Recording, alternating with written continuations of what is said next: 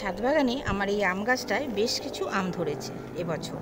তো পরশুদিন ছাদে যখন এসছি, এসে দেখলাম যে ছাদে একটা আম পড়ে রয়েছে। তো আমটা কিন্তু পেকে গেছে। তো গাছ পাকা আম ছাদের মধ্যে পড়ে রয়েছে। দেখুন এই আমটাও রং ধরতে শুরু করেছে আর একটু একটু নরম হয়েছে। তো এই আমগুলো কিন্তু খুব মিষ্টি আর বেশ বড় সাইজেরই হয়, দেখতেই পাচ্ছেন বেশ বড় সাইজেরই হয়। তো গাছ পাকা আম পড়তে শুরু করে দিয়েছে। তো এখনও যে আমগুলো আছে সেগুলো মোটামুটি বেশ কিছু কাঁচা রয়েছে। তো এগুলো পাকলে তবেই পেরে নেবো, কারণ ছাদের মধ্যে আছে, কোনো অসুবিধা নেই। আর আমার ছাদ বাগানে কিন্তু সেইভাবে হনুমানের উপদ্রব নেই, সুতরাং সেই দিক থেকে কিন্তু কোনো ভয় নেই যে গাছ পাকা আম দেখলে হনুমানে খেয়ে যাবে। তো এই দেখুন আমি কিন্তু একদম খোলাভাবেই গাছগুলোকে রেখে দিয়েছি। এখানে ডালিম গাছেও কিন্তু দেখুন বেশ কয়েকটা ফল ধরেছে আর ফলগুলো বেশ সাইজে বড় হয়েছে। এখানে একটা ডালিম রয়েছে, উপরে দেখুন ওপরেও রয়েছে ডালিমটা। তো আর এখানে আরও বেশ কিছু ফুল আসতে শুরু করে দিয়েছে। গাছটা কিন্তু খুব বড় টবে নেই, ছোট একটি মাটির টবেই রয়েছে। তো সামনের বছর এই গাছটাকে একটু বড় টবে দিয়ে দেবো, কারণ গাছটা বড় হয়ে গেছে অনেকটা। তো একটু বড় টবে দিলে কী হবে, ফলনটাও কিন্তু বেশি পাওয়া যাবে। এখানে সবেদা গাছেও সবেদা ধরেছে, সবেদাটা বেশ বড় হচ্ছে। তো এইভাবেই সমস্ত গাছেই কিন্তু ভালো মতো ফল ধরে রয়েছে।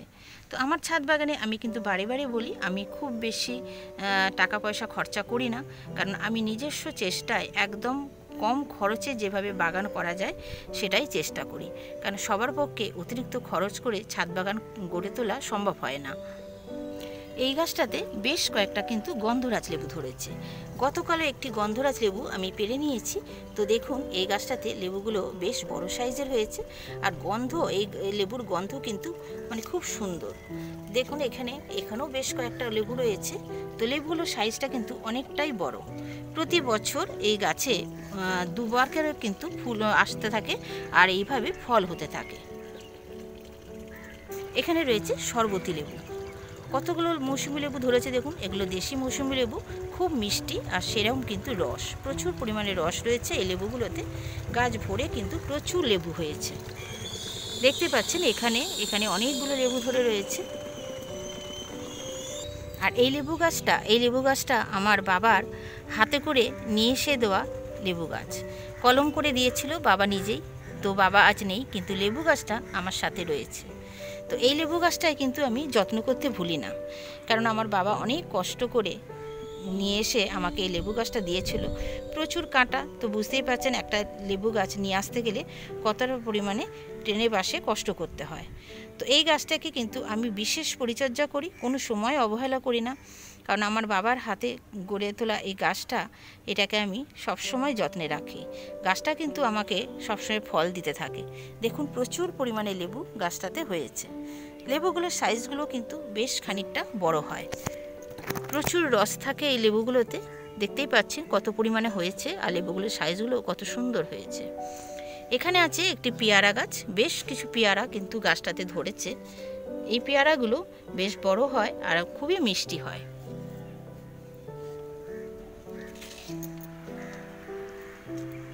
এই গাছগুলো এবছরই আমি নতুন কিনেছি।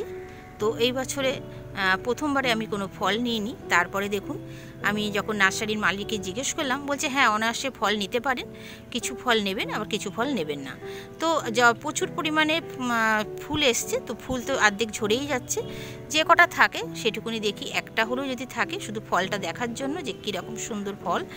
কারণ যে ফল বলে আমি নিয়ে এসেছি এটা ভাগুয়ার ডালিম, তো সেই ডালিমটা সঠিক করে হয় কি না সেটা দেখার জন্যই কিন্তু ফুলগুলোকে রেখে দেওয়া। এখানে একটা লেবু গাছ আছে, এই লেবু গাছটা এবছরই নেওয়া হয়েছে। এতেও কচি কচি পাতা বেরোতে শুরু করে দিয়েছে। আর এখানে একটা পেয়ারা গাছ, এইটাও আমি এবছর নিয়েছি। এই পেয়ারা গাছও দেখুন একটা ফল আমি রেখে দিয়েছি। তো এই হচ্ছে আজকে আমার ছাদ বাগানের ফল গাছের আপডেট। তো কেমন লাগলো বন্ধুরা জানাতে কিন্তু ভুলবেন না। আর নতুন বন্ধুরা যারা চ্যানেলটিকে দেখছেন সাবস্ক্রাইব করে নেননি, আপনাদের কাছে একান্ত অনুরোধ চ্যানেলটিকে সাবস্ক্রাইব করে পাশে থাকা বেল আইকনটি প্রেস করে দেবেন। আর পুরানো বন্ধুরা আপনারা তো সবসময় আমার পাশে আছেন আমি জানি, তবে একটা লাইক দিয়ে ভিডিওটা দেখবেন, কারণ অনেকে আছেন লাইক দিতে ভুলেই আছেন। প্লিজ বন্ধুরা আপনাদের কাছে একান্ত অনুরোধ একটা লাইক দিতে ভুলবেন না। একটা লাইক কিন্তু আমার ভিডিওটাকে এগিয়ে নিতে অনেকটা সাহায্য করবে। তো সবাই খুব ভালো থাকবেন, সুস্থ থাকবেন। আবার পরবর্তী কোনো ভিডিও নিয়ে আপনাদের সামনে হাজির হচ্ছি। নমস্কার বন্ধুরা।